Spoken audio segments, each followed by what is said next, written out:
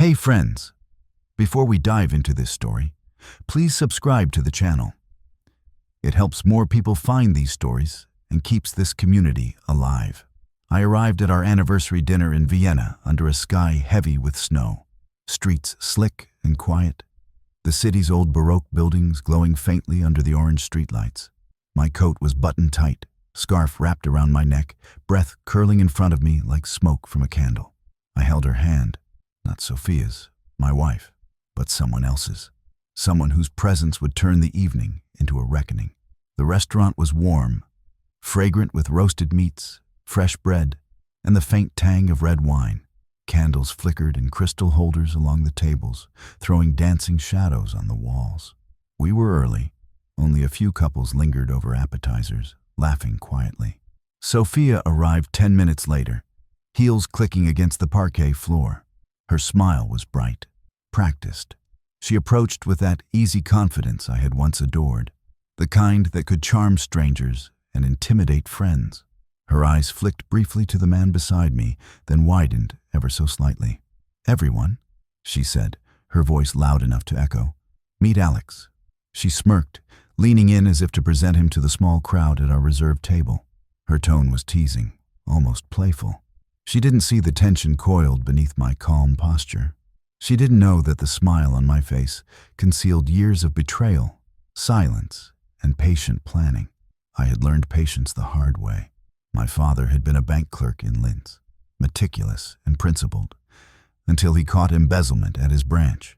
He reported it, confident in the law, in justice. Instead, he was fired, not quietly, publicly, branded troublesome and disloyal. He died 8 years later, bitter, silent, convinced the world rewarded cunning, not honesty. Sophia came from a family of charm and influence, where cunning was refined and smiles were weapons. Over the years, I had watched her shift subtly.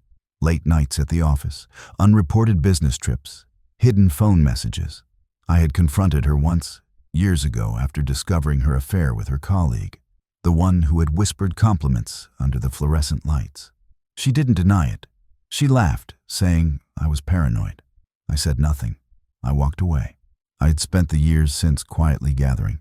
Not evidence at first, just details, timelines, patterns. I became a shadow in her life, invisible yet attentive, unnoting everything. The receipts, the whispered phone calls, the hotel reservations that never appeared in the shared calendar. The more I saw, the clearer the truth became. She thrived on deception, and she assumed my silence meant consent. The man beside me, Alex, was part of the plan. A private investigator I had hired months earlier, his expertise masked by charm and discretion. He had helped me build the dossier, trace the transactions, capture the indiscretions. He was not only a witness, but a symbol. My patience had yielded power. Sophia circled the table, greeting friends who had arrived, laughing at small jokes, unaware that each glance she shared, each quip she made, was being weighed against years of manipulation. "I can't believe you remembered the reservation," she said to a colleague at the table. I smiled. "I always remember things that matter," I said. Her laugh was light, but it held nothing of recognition. She thought I still existed in her world as a willing participant, as her doting husband. Dinner began. The courses arrived: wild mushroom soup, roast venison, glazed root vegetables. We drank red wine from local vineyards, its warmth spreading slowly through my chest, steadying me. Every detail was precise, a mirror of the years I had spent collecting, observing, planning. I listened as she recounted work achievements, promotions, meetings, trips. Her voice was animated, full of triumphs I had never celebrated with her. She paused occasionally, glancing at Alex, perhaps sensing a subtle difference in the air, but dismissing it. I waited. The final course came, a chocolate torte, candlelight flickering against the smooth glaze. Sophia leaned back, satisfied, smirking as she reached for her fork. "Alex, tell them about that trip to Salzburg," I said casually. All eyes turned to him. He smiled, eyes calm, measured. "Sure," he said. Then, slowly, deliberately, he began to recount, not the touristy details, but the business details. The hidden hotel meetings, the unauthorized approvals, the funds diverted, the clients she had misled. He narrated dates, receipts, confirmations. Meticulous, irrefutable. Sophia's smirk faltered. Her fork trembled in her hand. The color drained from her face. Laughter died in the air around her, like a candle snuffed too quickly. I leaned back, sip of wine in hand, letting the silence grow heavy, letting every word land. The murmurs of the other diners grew as they realized the gravity of the revelation. Her colleagues glanced at her, the way one would at a student caught cheating, eyes widening with shock and disbelief. Sophia tried to interject, to laugh it off, but Alex's calm voice didn't allow interruption.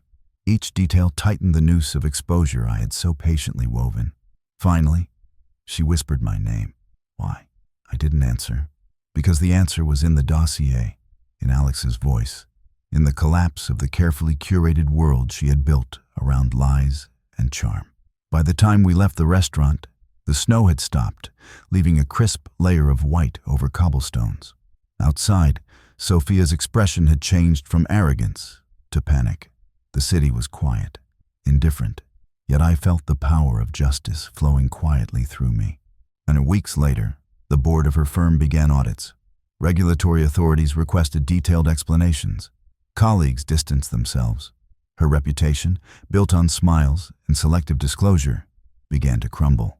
Elena, my wife, tried to reach me. Messages, calls, emails. I didn't respond. Silence, I had learned, is louder than confrontation when measured against betrayal. I returned to our apartment once to collect my things. The home smelled faintly of her perfume, of dinners shared, of years gone by. I walked through each room deliberately, touching nothing, recording nothing, except in my memory. I closed the door, and the echo was final.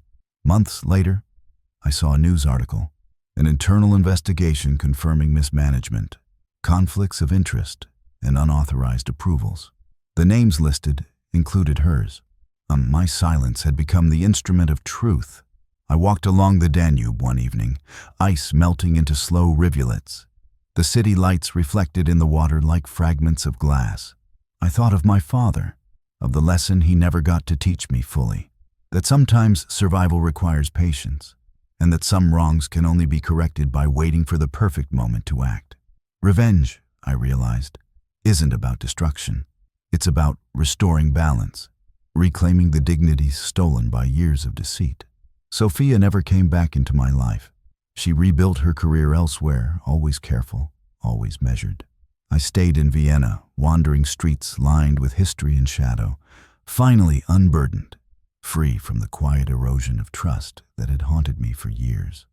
Some evenings, I passed the opera house, candles flickering in the frosted windows, and I smiled quietly to myself. For years she had assumed I would tolerate, forgive, forget, but I had waited. I had watched. I had acted. And in the end, patience spoke louder than any accusation, any cry, any tear. My silence had ended everything, but it had also restored what mattered most, me.